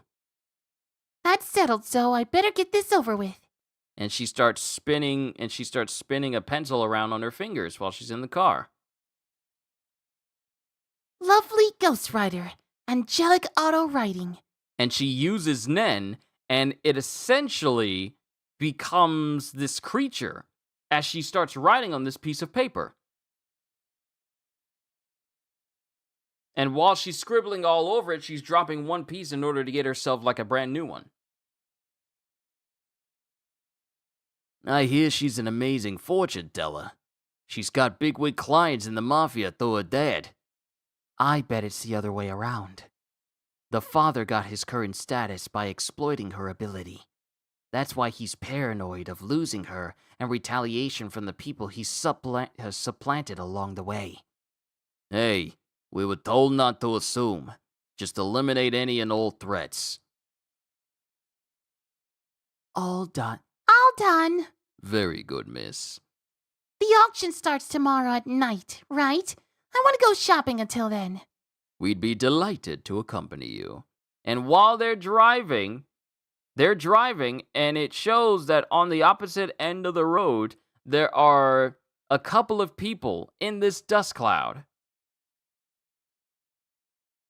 One of which we have seen before that was actually treating Hisoka's arm, but we get other people. This one big, tall, burly dude with long earlobes who looks like he could be Frankenstein's monster. One dude with a seriously tied up top knot on the top of his head. And one dude that is shortest out of all of them, hair pulled down across his head, but his eyes look like they're in narrowed slits, and he has an entire mask that's going over his face. While the girl that used her nen stitching to fix Hisoka, she's standing among them. Then the dude with the top knot speaks.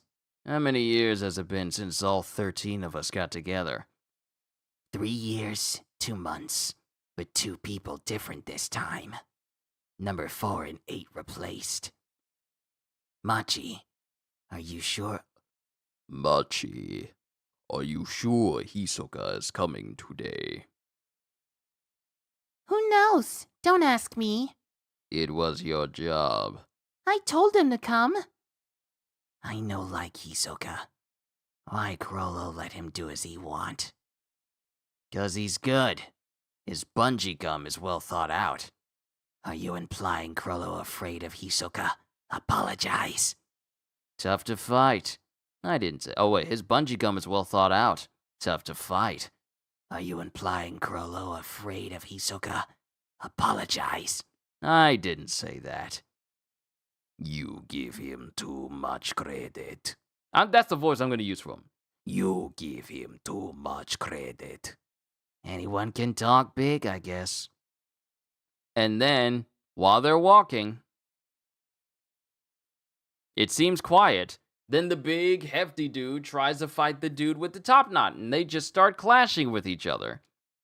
I wonder what Krello's planning. We are thieves. We are here to steal. What do you think he's after? He loves books. I bet it'll be some old books. No, must be game. A game? They have most expensive game in world here. Most dangerous too. Makes me curious. But it's only a game. Well, he'll tell us. And then we cut to, while these members are traveling through the desert, we cut to this old, abandoned, destroyed building in what appears to be a devastated city. And then we get someone talking. All of it. We're going to make off with all the loot from the underground auction. And we get Hisoka. We get the dude with the scarf over with the mask over his face. We get Machi. We get the Frankenstein's monster monk. We get some other dude with very wild big hair. And we get the dude with the top knot. We get someone whose entire body is covered in hair. We get someone with a big old hat. We get someone with bright eyes. We get some woman with glasses and a turtleneck. And we get some dude whose whole body is covered up. And then we get another dude whose face has the sharpest arched eyebrows I have ever seen and a crooked nose. Are you serious? Gangsters from the world over run that auction. We'll make enemies out of all of them, Crollo! Are you afraid? I'm ecstatic. Give us the order right now. And this dude is so beside himself that he's grinning so hard his lip is bleeding.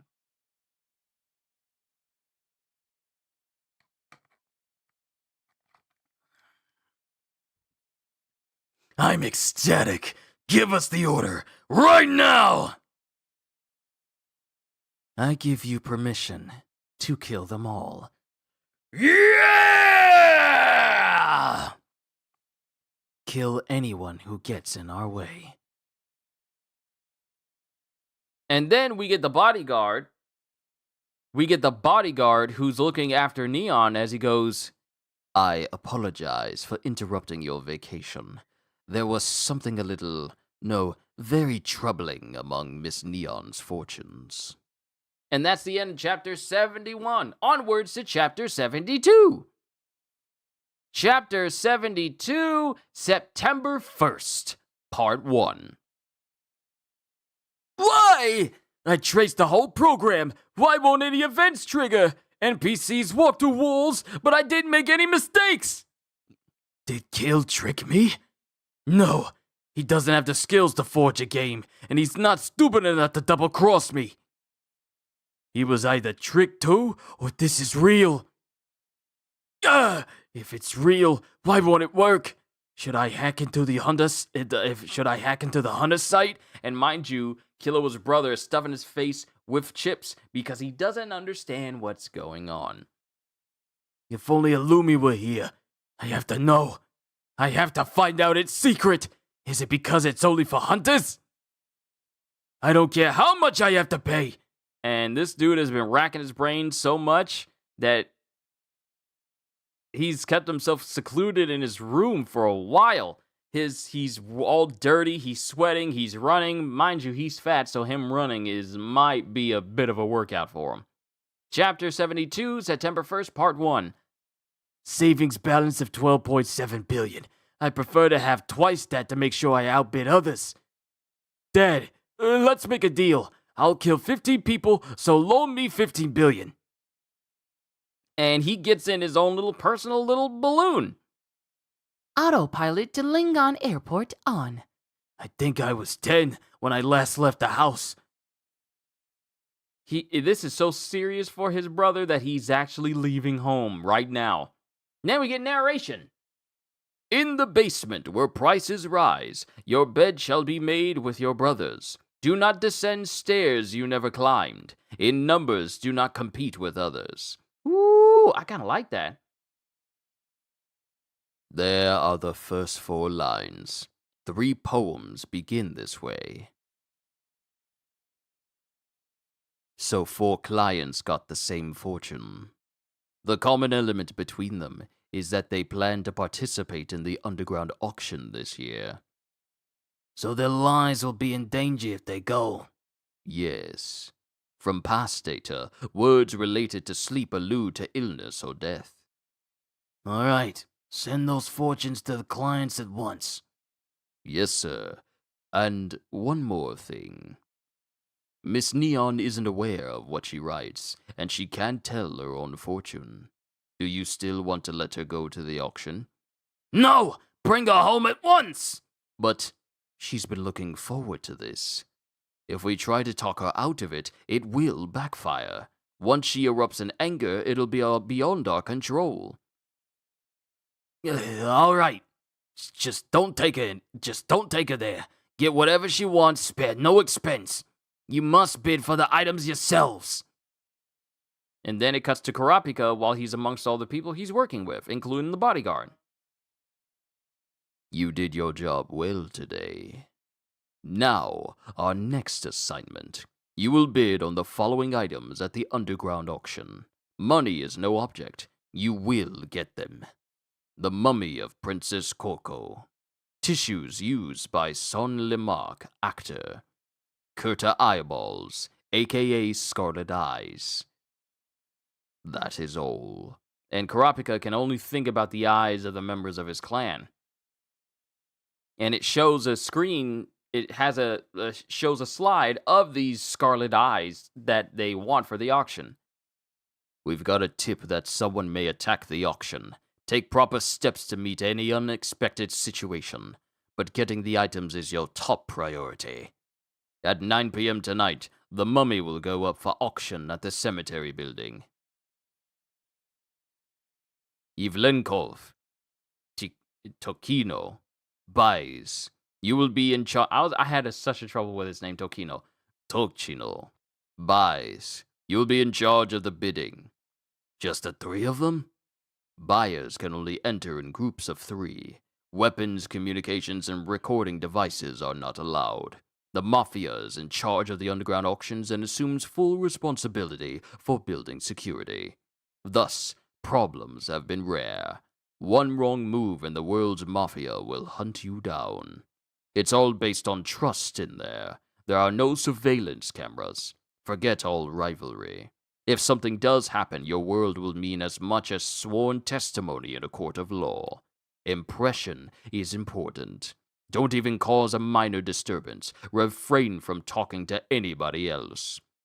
Now go! And now we have everyone's name. Finally, I was about to say, I ain't never going to know who these people are. But, Yevlenkov, auction. Buys, auction. Shachmono Tochino, auction. Unsen. Or is it Linsen? I gotta zoom in. Yeah, Linsen.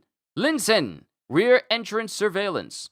Basho, the dude with the pompadour haircut and the big old mustache. Rear entrance surveillance. Melody, the woman with the bald spot. Front entrance surveillance. Kurapika, front entrance surveillance. Squala, guarding Neon. And Dalzolen, also guarding Neon. And then we cut to another building with Gon, Leorio, and Killua. The minimum bid is 8.9 billion and all you have is 5 million? Listen, you two. Southern Bees is the premier auction house in the world. You can't even afford the entrance fee. Even if this game may have clues to go instead, what can you do if it's near impossible to get? But it was listed as easy on the Hunter's website. For real? 'Cause you only need money for it. See, the world is all about money. Yeah, but something that can be bought isn't true measure. If you call yourself a pro hunter, this should be easy, don't you think? And then both Gon and Leorio are thinking. Let's see if there are any good ideas. There are plenty of stories of dreams come true in York New. Search for professional experiences. Simple and stupid. He must be an enhancer too. And then Gon and Leorio find something. What's this? Swap meet, a gathering for the auction and barter of objects. The buyer exhibits various items, and the seller picks the one he likes and offers an exchange with his own item. See also winner take all and conditional auction. There are so many types. Winner take all is a normal auction. I wonder what this is. Like a meat market? And then he clicks on it and it says, conditional auction, a type of auction where the seller specifies a non-monetary condition and hands over his item to the first buyer who satisfies that condition. It got its start in underground auctions and has now been extended into use in public auctions with regulations. See also winner take all swap meet. Conditions? What the heck? And then Leorio is smiling. I get it. This gives me an idea. Huh? Let's go! I got a sure way to make a profit! Step right up! And it's Gon on a table with his arm up. We have here a contest! The prize, a diamond ring worth 3 million. It was bought today, complete with a certificate of authentication. The game...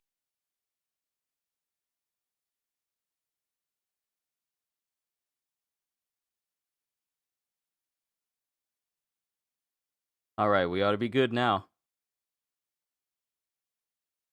Yeah, we're good now. The first one to beat this boy gets the ring! 10,000 Jenny to participate! Who's up first? I'll do it! Me! No pushing, get in line! 1. Be barely stronger than them. 2. Prepare to suffer. Pretend to suffer. And this is Gon because he's much stronger than pretty much anyone else who tries to walk up on him. And then this one dude's getting ready. He's a burly dude, and he's a muscular dude, and he's all like, "Hey, this is gonna be easy pickings. Ready? Go! Oh! Ooh, can he do it? You lose. Too bad. Next, please." And then we get Killua. This is more like hustling, and we need 889,999 more wins to earn 8.9 billion. And then it keeps going well on into the evening. You lose! Next, please!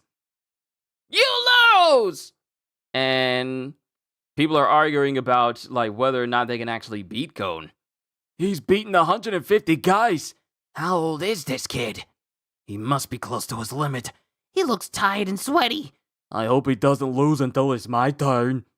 And then Gon is sweating, but he's in a cold sweat. It's not a matter of him being nervous. It's just like, I don't like doing this because it feels like I'm deceiving everybody. I feel bad for these people. This is more like a scam. You lose! Next! Oh, and then we have a woman walk up. We have a short woman walk up. We have a woman who was present among Krollo's group when he said, "We're gonna steal everything from the auction, and you are free to kill whoever you want, whoever gets in our way." She was amongst that group, and she walked straight up to try with Leorio and company. Ah! Our first female challenger. Good luck. Go easy on her. I'll do my best. Where from? How old are you? Same here. Put your left fist on the table. And then they both prepare to grip. And then she's looking serious, and Gon is looking serious. And she's holding on to Gon. And then Leorio goes, "Ready? Go!" And then all of a sudden, neither one of them can move. And they both realize that this is the first time that Gon has actually had to put some effort into it because their hands are against each other and they're not moving. But then Gon starts to move his hand. Starts to move his hand a little bit, but then Gon manages to actually beat her. Oh well, you lose! Well done, girl! Good acting skills, kid! And then it cuts to Gon, who's like breathing out because he actually had to put some effort into this. And then she just bows her head and goes, Thank you. You're welcome. Too bad. And she walks away and disappears into the crowd. And Gon's just looking back. And then Killua walks up and goes, You were doing it for real, weren't you? Yeah. Who was she? Who was she? The female world champion of arm wrestling?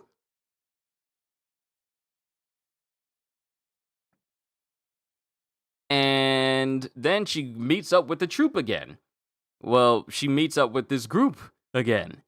How'd it go? Huh? Huh? I'm missing 10K! Where'd it go? I lost. He's tough. You too weak, Shizuku. I wanted that ring, too. You should have used your left. Yeah. Why didn't you use your strong arm? Oops. Oh, yeah. He put out his right hand, so I went along. I want to try again. No, No, we have no time. We have job to do. yeah.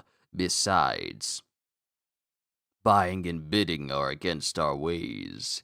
We're a band of thieves. We take what we want. And then we cut to the area where Neon is staying, and she just screams out, No! I want to go! and then Dalzine is just going, Dalzaline is just going, Can you hear that? We're at a loss here. and that's the end of chapter 72. Interesting interaction there. But that's the end of 72. Onwards to the last chapter for today, chapter 73. If it'll load up the chapter. Can you do that for me? Thank you. Chapter 73, September 1st, Part 2. And it cuts to Neon sleeping in her room while everyone is cleaning up everything in the room that she apparently threw a fit in. She's fallen asleep after crying. Who knows what she'll do when she wakes up. Will get all the items she wanted, of course. But it was her goal to win the items herself on this trip. She'll be very disappointed when she finds out she missed the auction. Alright, I'll cut my plans short and head over. Make sure you get the mummy so she's in a good mood. Oh wait, no, that's still the boss.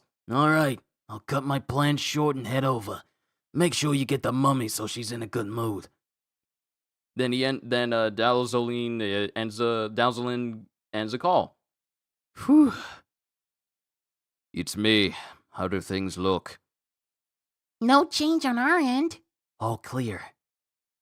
Yes, we'll call if something happens. And then Karapika and Melody are keeping an eye on things. They're so rigid. Nobody can get within 550 yards of the building besides the Mafia's own personal security personnel. The area would be overrun by thugs otherwise. It would be too obvious that a crime is taking place. I guess. And then Melody speaks up. May I ask you a question? Sure. The Scarlet Eyes. What do they mean to you?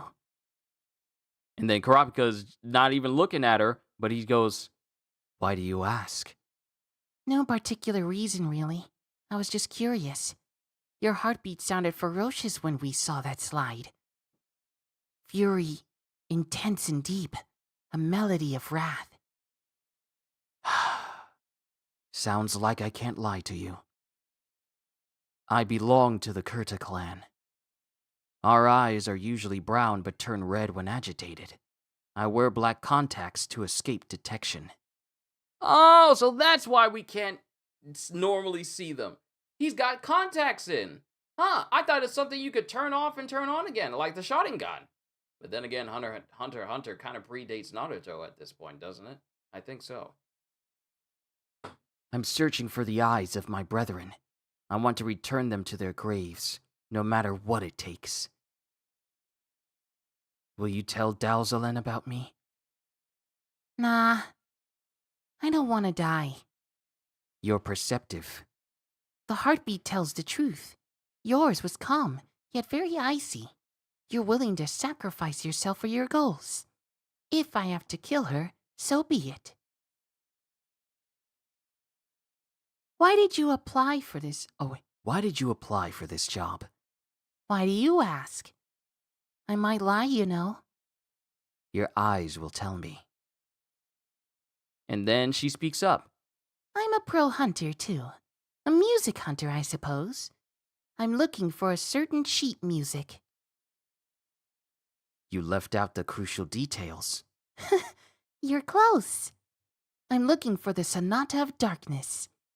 It's supposedly composed by Satan, with solo parts from the piano, violin, flute, and the harp. They say anyone who performs or listens to it will be horribly cursed. Isn't it an urban myth? I can't imagine such a thing exists. And then she pulls up one of her sleeves, but we don't see what it looks like. And then she pulls it back down and covers it back up again, which basically surprises Karapika. I heard the flute solo. One movement was enough to do this to me. Want to see an old photo of me? My friends who played it died. His whole body turned into this. His friend had taught him on the condition that he never try it. We were drunk. I got this ability in exchange, but I'd give it all back to be the way I was again. I don't want anyone else to suffer like we did. I'll find the source and destroy it. I chose this job because I hoped one devil would know another. It's time. The auction is about to begin. And then we cut to the inside of the auction, and everyone is dressed up. But we also see some familiar visages as well, people blending in. Look at them all sorts of couples here in person. Odd. And this is Bais speaking as well, along with Tochino and Ilenkov. Odd. What? It's just an auction. Why not get a proxy? You can earn points for your family here. The syndicate receives 5% of the proceeds for commission. It's sort of a tribute. You show your financial clout and win yourself a promotion. I hear some families even enter a bidding war and end up bankrupt. Then we cut to the inside of the auction hall. And someone walks up to the front. And it's the big dude with the long earlobes and the dude that normally has a mask over his face. Welcome, ladies and gentlemen. Let us do without formal greeting. You all die now. And then he just said they all die now. And then the big guy, his fingers the fingertips come off. Dual machine gun, ambidextrous automatic weapons. And this dude and his fingers, they are basically guns. All of them. And then he just mows down everyone in the auction hall right now. Get behind me! Protect us! 11 assistants, thankless heroes. And then we have Tochino using his net ability, but they all get obliterated. All of those same masked people we saw Karapika fighting earlier in order for him to get accepted for this job, they all get completely obliterated immediately. And he also gets shot up numerous times as well. Nen bullets. He's an emitter too. They blew through my Nen, yet retained enough kinetic energy to inflict fatal wounds. Each round holds so much force. And Big Dude is just literally opening fire on everyone. Run! Tell them what happened! Tochino just dies. Run! Tell them what happened! He just dies and immediately gets riddled with bullets, especially up his face as well. He gets torn apart. Hold on, let me see something. Because it should not be... No, I guess it was that way. Never mind. I had no idea whether or not the chat was supposed to be at the middle or if it was supposed to start from the bottom, but it's whatever. But he gets diced up. So Ilenkov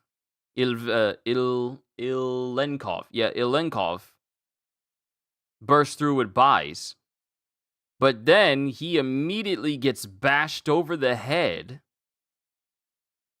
by what appears to be a big old vacuum cleaner. And when I say bashed, a better word would be cleave. His entire head gets split open just from being smashed by the same woman that was in a arm wrestling match with Gon.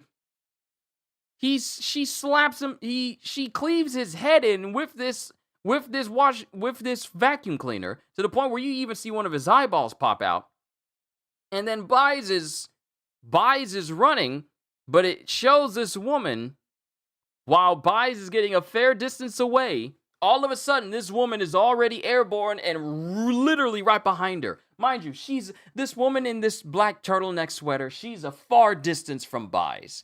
But as soon as Bais gets a little bit further away, this woman with the vacuum cleaner is already behind her, preparing to kill her. And all we see is just a spray of blood. And then she just walks back. And then she walks back into the auditorium where every single one of these people have been gunned down.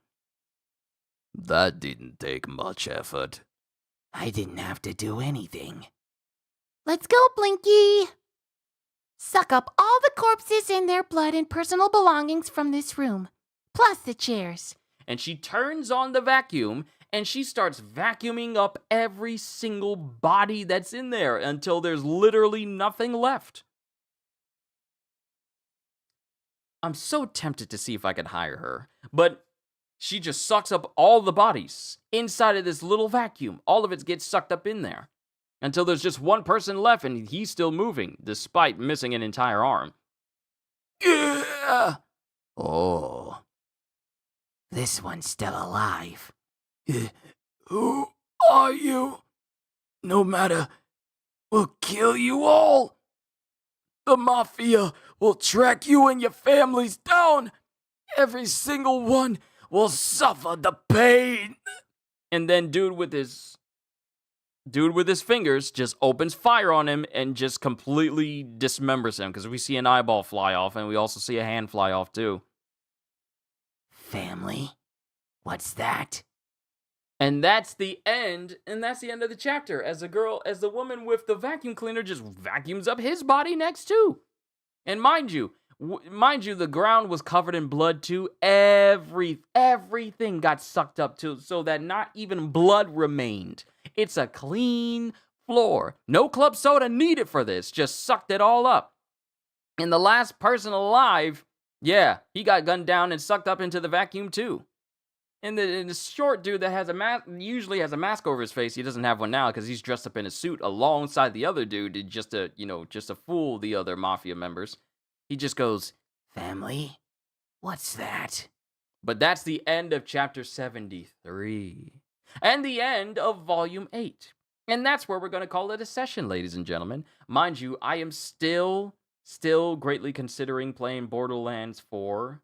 Yeah, you know what? I am. I'm going to have lunch, and then we're going to have a session of Borderlands 4. It'll be about a good 4 hours. It will not be as long as it usually is. And then we'll pick up with more Borderlands 4 tomorrow. But this was a good reading of Hunter x Hunter. We are now on the path of the auction arc, which is one of my favorite arcs from the anime, but I don't remember every single thing that went on with it, which is why I like reading through the manga for it right now. Pacing is going quite well. Sorry for my earlier mistake where my voice was robotic with my voice mod, and for me reading the wrong chapter, the beginning of the wrong chapter. Everything sorted out, even the technical difficulty that popped up near the end as well. But everything worked out just fine. All I can say to everyone here is, firstly, if you made it to the end, thank you for being here until the very end. And with all of that being said, I appreciate all the support you guys show this channel as this channel grows closer and closer to 6,000 subscribers. It's amazing. But I have all of you to thank. Thank you for all the support and love and everything you do for me. Hope you all enjoyed. Can't wait to see you all in my next video. Like, comment, and subscribe if you haven't already, because I am always looking forward to entertaining you. And because I know you're coming back anyway. Have a fantastic day, and once again, as always, later, peoples! Here I am, pressing wrong buttons again. Look at me. I try to be all saying later peoples, and then hit a button and then it's gone, but I'm hitting wrong buttons. See? Hitting wrong buttons!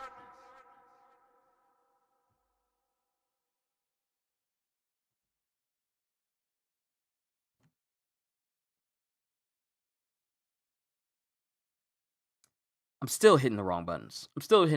That's not my voice. I gotta be careful. I really gotta be careful with this thing. I really gotta be careful with this thing.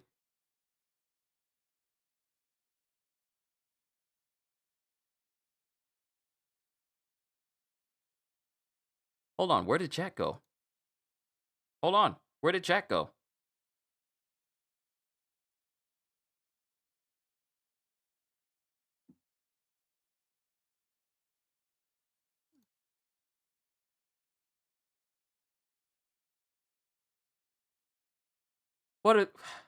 I try to do one thing, and now it doesn't want to act right.